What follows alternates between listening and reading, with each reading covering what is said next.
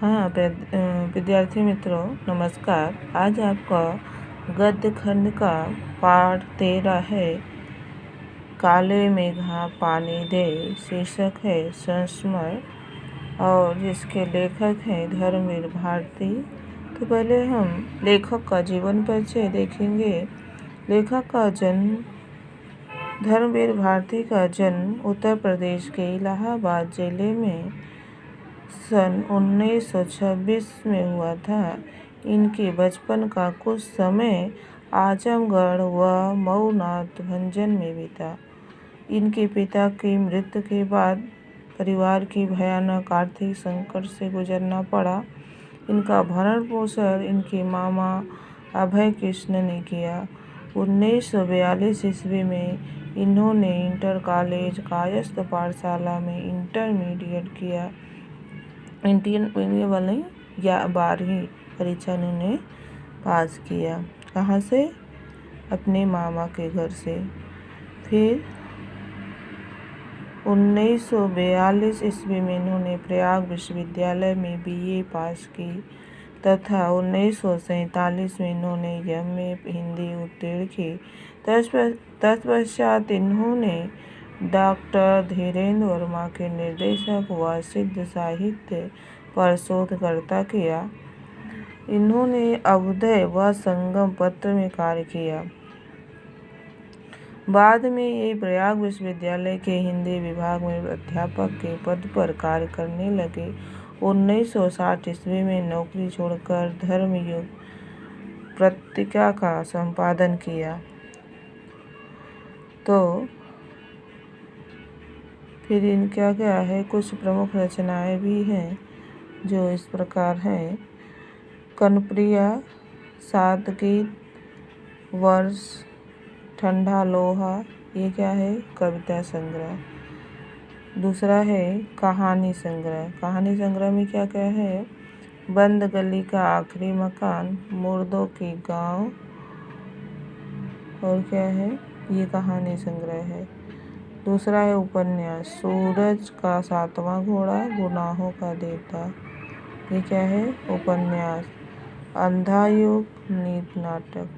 पश्यंती, कहानी, कहनी अनकहनी, मानव मूल्य और साहित्य ढीले का हिमालय, यह निबंध संग्रह है। और कुछ हिंदी साहित्य के इन्होंने जिस प्रकार अपना सहयोग देते रहे, तो कुछ प्रमुख सम्मान पद भी इन्हें संबोधित किया गया है, जैसे पद्मश्री, व्यास सम्मान एवं साहित्य के कई अन्य राष्ट्रीय पुरस्कार से सम्मानित भी हुए हैं।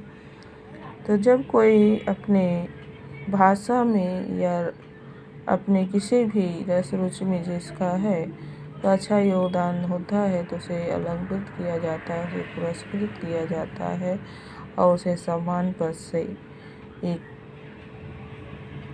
तोहफा दिया गया है। तो जितने समय में इन्होंने अपना योगदान दिया काफ़ी समय, तो इनके निधन 1997 ईस्वी में हुआ। एक कविता है, अपनी सहज प्रवृत्तियों को मारो मत लेकिन उनके दास भी ना बनो। जीवन के सहज प्रभाव में उन्हें आने दो, भले भूत होने दो, पर यदि वे निष्कुशता से हावी होने लगे तो उन्हें भस्म कर देने की तेजस्विता और आत्मनियंत्रण भी खोलो। तो क्या कह रहे हैं कि अपनी प्रवृत्तियों को मारो मत, अपनी इच्छाओं को दबाओ मत, लेकिन उसके दास भी मत बनो। मतलब किसी के कहने से मत करो। जो आपकी इच्छा है, जो आपको सच्चाई दिखाई दे, आपको अच्छाई दिखाई दे, वो करो। किसी के कहने पर गलत भी मत करो, लेकिन जीवन में सहज प्रभाव में उन्हें आने दो। जीवन में जो सहज सरलता पूर्वक आए उसे आने दो, भले भूत तो, पर यदि वे निर्कुशता में हावी होने लगे तो उन्हें भस्म कर देने। अगर उसे आपको गलत या गलत संगति में डालना तो उसे ऐसे हावी भी मत होने देना, उसे भस्म कर देना। तेजस्विता को, अपनी तेजस्विता तब आत्मनियंत्रण होकर उसे अपने जीवन जीने की कला सिखा देना और स्वयं को सीख लेना है। तो ये है उनके परिचय। और तो अब हम बाकी आप अपने पाठ में पढ़ लेना। प्रमुख चीज़ें जो मुख्य चीज़ें हैं वे मैंने आपको जीवन परिचय में बता दी है। खास इसमें ज़्यादा कुछ आता नहीं है, पाठ में से सभी चीज़ें आती है, प्रश्नोत्तर है। तो ये प्रमुख रचनाएं, जन्म मृत्यु आदि ये चीज़ें आपको इसमें से कुछ प्रश्न बनते हैं, तो 2, 4, 10 प्रश्न इसमें से बना लेना है। और पाठ के अंदर से एक नंबर का 10, 20, 25 प्रश्न कम से कम संख्या में बनाना है। और बड़े प्रश्न अभ्यास में पीछे दिया है वो लिखना है। तो पहले हम पाठ का सारांश काले मेघा पानी दे वो देखते हैं, जिस संस्मरण की विधाओं से लिखा गया है। और ये मूल रूप से पूछा जाता है कि काले मेघा पानी दे किस विधा से लिखा गया है। तो इसे आपको ध्यान में रखना है कि संस्मरण मैंने अगले साल बताया था, रेखाएं, संस्मरण, चित्र, निबंध और उपन्यास आदि विधाएं हैं, लेकिन यह आपका क्या है, संस्मरण। तो अब काले मेघा पानी दे अर्थ क्या है? काले मेघ, काला कौन है? बादल। मेघ, मेघ पानी दे, तो पानी कौन दे रहा है? जब बरसात का सीजन आता है तो बादल में कैसा काले काले बादल घिर के दिखाई देते हैं और सारे संसार को मानो काले बादल के अंदर घसीट लेता है और पानी गिरता है। लेकिन वो पानी नहीं बरसता है। उस समय की बात कभी नहीं लिखा, लेखक ने लिखा है कि जब बरसात नहीं होती है, ज़मीन दरदरा जाती है, पशु पक्षी पानी के लिए तड़प तड़प कर मरने लगते हैं, खेत में ना अनाज हो रही है, फसलें नहीं हो रही है, लोग पानी पीने के लिए नहीं मिल रहा है, बहुत समस्याओं से जीव जानवरों को मुसीबतों का।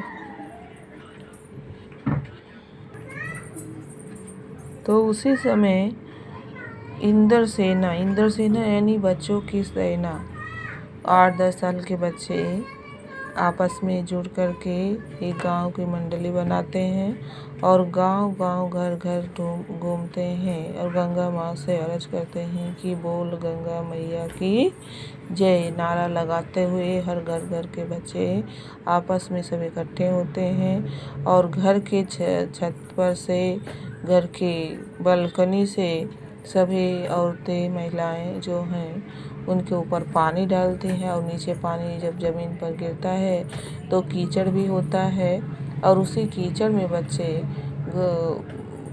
लोट लपेट कर नहाते हैं और नारे भी लगाते हैं, बोल गंगा मैया की जय। और एक उनकी केवल उनके तन पर क्या होता है, एक केवल लंगोट रहता है, बाकी वे निर्वस्त्र रहते हैं, कोई वस्त्र सारे पर नहीं रहता है, क्योंकि मिट्टी लगेगी तो सारा कपड़ा भी खराब हो जाता। और क्या कहते हैं, काले मेघा पानी दे, गगरी फूटे बैल पियासा, काले पानी दे गुड़धानी दे, काले मेघा पानी दे। ये नारा लगाते हुए उछल कूदते हुए सभी बच्चे गांव गांव में टहलते रहते हैं। लेकिन इसके जो मूल पात्र हैं, लेखक इस बात पर को नहीं समझते हैं, क्योंकि ये अंधविश्वास है कि लोग पानी के लिए तड़प रहे हैं और लोगों के ऊपर पानी डालकर कीचड़ कर रहे हैं, ये उनकी मान्यता नहीं है। लेकिन उनकी जो बहन है, जिसको अपनी उम्र से बढ़कर और माँ की उम्र जैसी उनकी बहन है, उनको दीदी बोलते हैं। वे दीदी उनकी रीति रिवाज परंपराओं को समझती हैं कि जिस प्रकार सूर्य को अर्घ्य देते हैं और सूर्य को जल चढ़ाते हैं और उनसे आशीर्वाद प्राप्त करते हैं। देवी देवता ऋषि मुनि सब तपस्या करते हैं कि देवता से जब हम थोड़ा बहुत दान पुण्य करते हैं तभी हमें कुछ आशीर्वाद मिलता है। तो जैसे अगर आपको किसान खेती करता है तो उसमें से कुछ फसलें दान के लिए रखते हैं और कुछ खाने के लिए रखते हैं और कुछ उसमें से पैसा अपना बेरोजगार चलाते हैं। तो लेकिन जिसके पास सारी संपत्ति है, जब हम कुछ दान करेंगे तभी वो भगवान भी हम पर दया करते हैं, उनकी मान्यता ये है। लेकिन वे लेखक इस मान्यता से तात्पर्य नहीं है, क्योंकि ये सब अंधविश्वास है। पानी पीने को नहीं मिल रहा है और लोगों के ऊपर पानी डाल रहे हैं, ये इंद्रसेना की हमें गलत है, लेकिन उनकी ये सोचना है। लेखक को यह समझ में नहीं आता था कि पानी की कमी के बावजूद लोग घरों में कठिनाइयों से इकट्ठा किए पानी को इस पर क्यों फेंकते हैं। इस प्रकार के अंधविश्वासों से देश को बहुत नुकसान होता है, इसलिए लेखक इससे बात से सहमत नहीं थे। लेकिन अगर यह इंद्रसेना की है तो वह खुद अपने लिए पानी क्यों फेंकवाते हैं। इस प्रकार अंधविश्वास से वे पाखंडों को नहीं मानते हैं और वे गुलाम बन गए हैं। तो लेखक स्वयं मेढक मंडली वालों की उम्र का था। वह आर्य समाजी था तथा कुमार सुधार सभा का उपमंत्री भी था, इसलिए उसने समाज, तीज त्योहार, पूजा अनुष्ठानों को लेकर लेकिन लेखक की जीजी ने इंद्रसेना पर पानी फेंकवाने का काम करवाना चाहती थी। उसने खास